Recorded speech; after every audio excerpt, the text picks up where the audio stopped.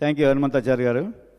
The next presenter is now from L&T, Mr. Raju, Senior Contracts Manager.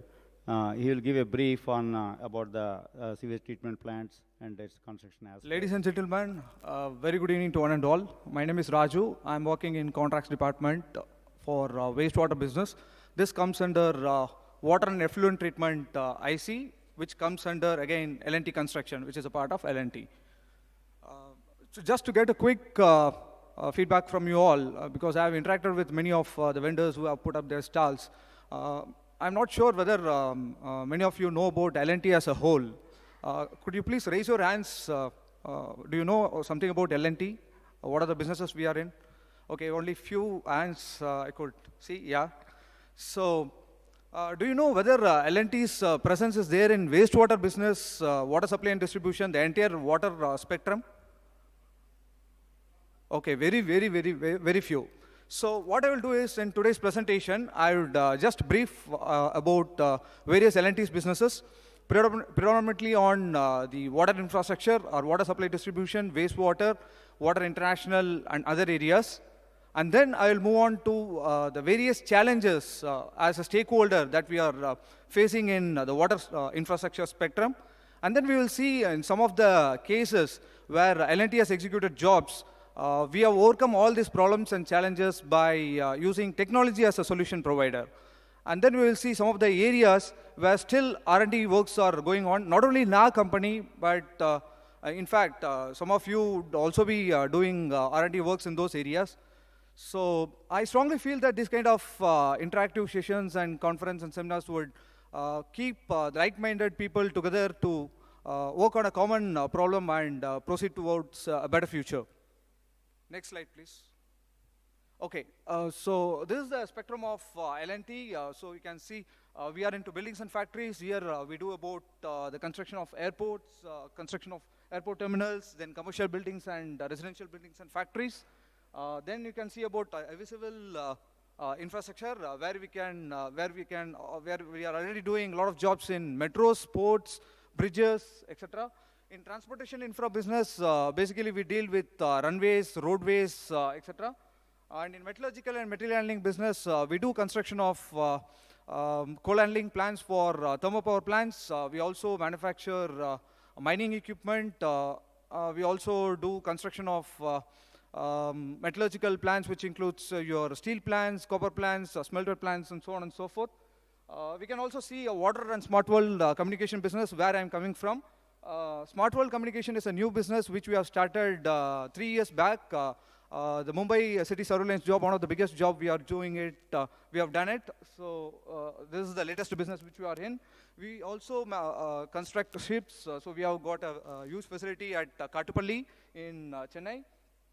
We are also there in hydrocarbon business, heavy engineering, PT&D division, power plants, so on and so forth. Next slide. Okay, so our MD, Mr. S.N. Subramanian, always talks about the things, whatever we do, we have to be the best in that. So these are some of the largest and the first and the tallest things where we are in.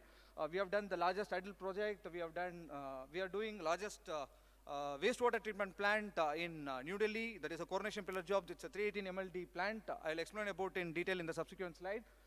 Then the largest steel plant that we have done for Tata Steel, Jamshedpur. Largest metro of the world, the Qatar Metro. Largest city surveillance Mumbai job. Next slide. Longest electrification works that we are doing with DFCC, extra dose bridge at Narmada, 4-lane road project in Rajasthan, Omkar Group, we have done the tallest building, the tallest statue of unity, that is our, this is also there. Then the tallest tower testing facility is also there in our Kanjipuram works. Let me give you a short video bite of L&T with its entry into wastewater business and the water supply and distribution business. Next slide.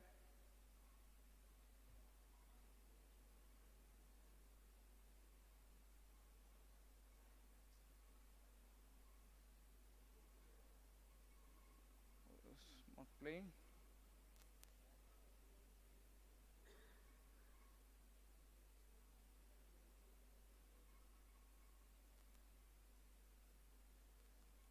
There is also a video there. Okay. So I think it is not working well. So this is our wet IC. So in wet IC, we have got a variety of businesses like water supply and distribution, wastewater, industry and large water, water international. Water supply distribution, we deal with supplying of pipes, laying of pipes, and water treatment plants. We are also into desalination plants. In wastewater business, we are into sewage treatment plants, mainly municipal, and then we are also into integrated smart cities development jobs, wherein we give a complete integrated solutions like laying sewer lines, water lines, roads, and things like that. In industry and large water, we deal with lift irrigation projects, effluent treatment plants, CETPs. Water International is a group which does work outside India, where they are into all domains of water. Next slide. Okay. Now coming to the topic, so what are the challenges that presently we face in industry? Not only as a EPC contractor, but also as a stakeholder in the water spectrum. We can see the first one, local community stigma. Still, it is there in the mindset of the people that when they think about a sewage treatment plant, it talks about dirt and it talks about odor and things like that. So that has to be removed from the minds of the people, especially in the youngsters' minds.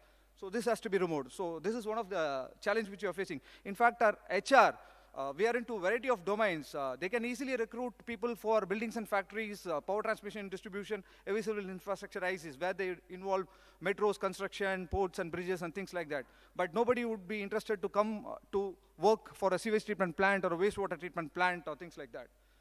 So that has to be removed from the minds of the people. The second is fragmented packing of water infrastructure. What we are seeing presently is that every municipal corporation, it is coming up with a tender on an isolated basis. It is not grouping it or thinking it in a holistic perspective. So once the water supply pipeline tender is coming, then after 2 or 3 years, then sewer pipeline has to come, then somebody has to dig the well, everything has to happen. So it is not being done in a cohesive way. So in fact, the smart cities is one of the things which is overcoming these challenges. So where we are proceeding about laying of the complete development of the entire city. Third is inhibitions to adopt alternate technologies. Now this is one of the serious problems which we are facing because client, they doesn't want to take risk because they want to pass it on to the contractor. So in one of the case in West Bengal, we have done a sewage treatment plant. I will show you the photograph in the subsequent slide, wherein the sewage treatment plant, it won't look like the way a sewage treatment plant will look. I hope you would be aware of the treatment plant tenders that has got released in Mumbai. So one of the treatment plant which is coming up in Bandra, it is coming up with a knowledge center, a library, an interconnecting skywalk, a viewing gallery. So it basically, it removes the notion which is there, preconceived notion which is there in the mind of people about a sewage treatment plant. So in that particular case, we have gone for a new technology, we have convinced the client, and then we have made a very good treatment plant. I'll show you the picture in the latest slide. Then the next is high operating cost for existing technologies. So a variety of technologies are available, SBR, MBBR, you name it. But how to effectively operate the plant, because nowadays all the sewage treatment plant tenders, it is coming with a O&M period of 15 years, 10 years, like that.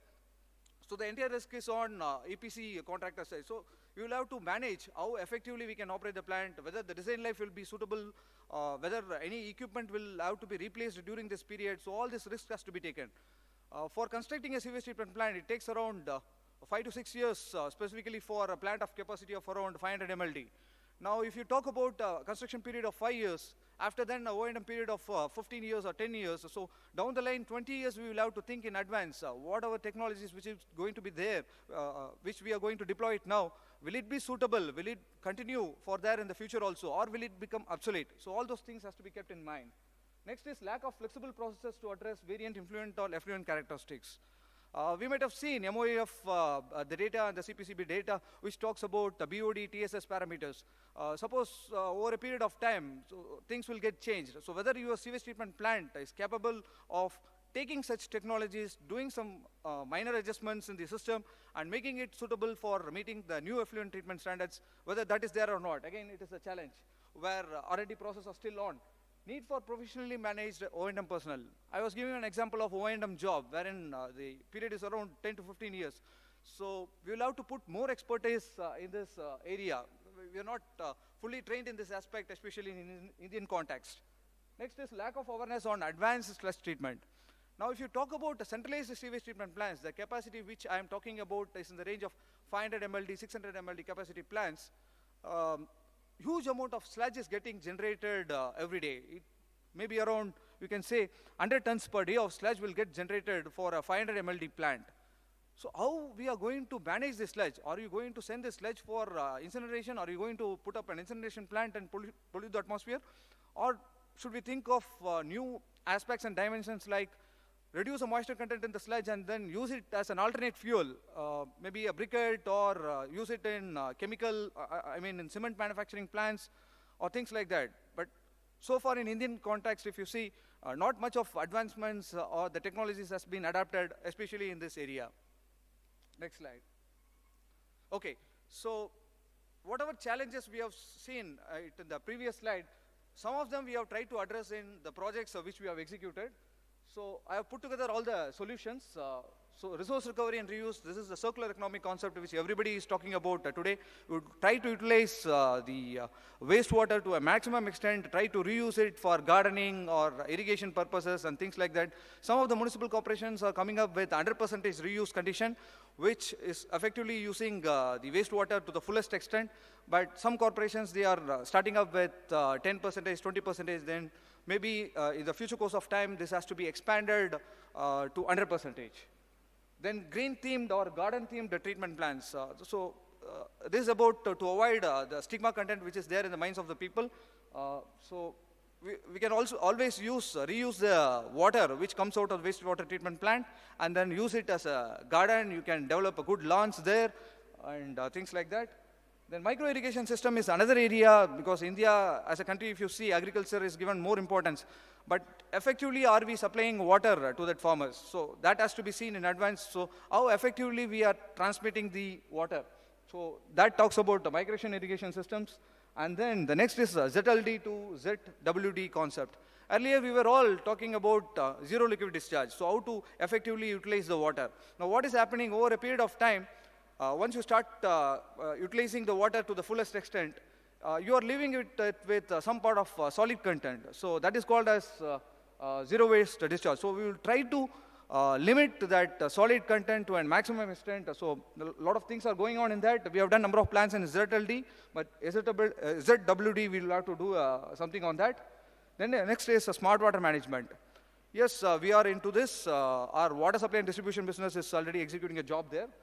We can see the subsequent slides. Next slide, please.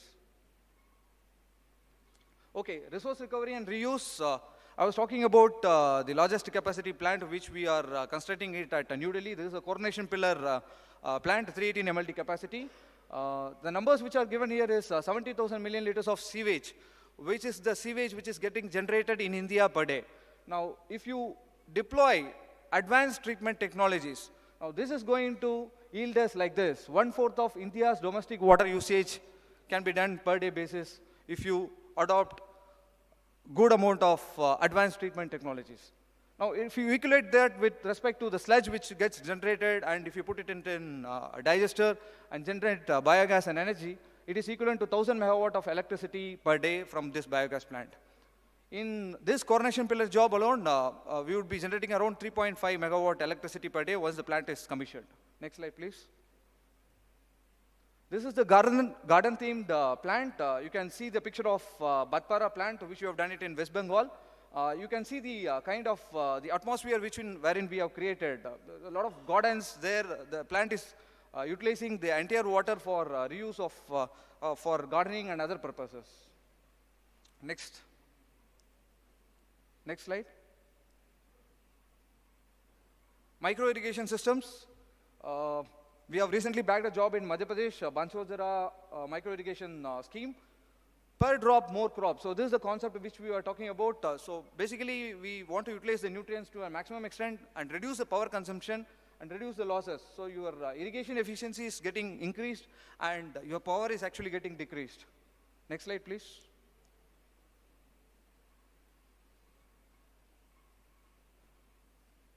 So this is the concept which I was talking about, zero water discharge plants. So this is one of the ZLD plant which we have done. So we'll have to do more and more works on ZWD.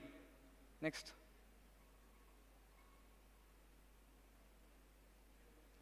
So this is smart water management solution which we are providing it at Pune. This is a 24/7 water supply management job we are doing. So this is basically about the sensing the requirement. So based on the requirement, I will use my pumping things so that I gradually reduce my power. So the system is smart enough to understand the things and work it in a logical way. Next slide, please. Leak detection. So I think in the previous one of the sessions also, the experts were talking about leak detection and NRW.